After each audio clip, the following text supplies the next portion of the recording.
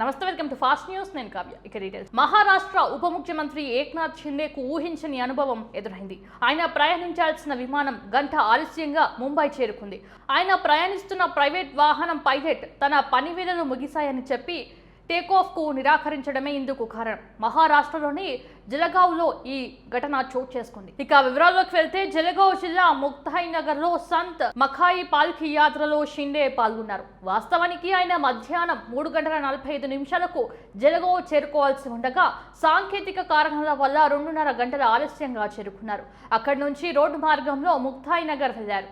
కార్యక్రమం ముగించుకొని మంత్రులు గిరీష్ మహాజన్, గులాబ్రావ్ పటేల్ తదితరులతో కలిసి రాత్రి 9:15 షిండే జలగావ్ విమానాశ్రయానికి చేరుకున్నారు. అయితే అప్పటికే తన డ్యూటీ సమయం ముగిసిందని, తనకు అనారోగ్యంగా ఉందని విమానం నడిపించేందుకు పైలట్ నిరాకరించారు.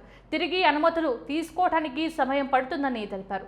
దీంతో మంత్రులు గిరీష్ మహాజన్, గులాబ్రావ్ పటేల్ సుమారు 45 నిమిషాల పాటు పైలట్తో చర్చించి ఒప్పించారు.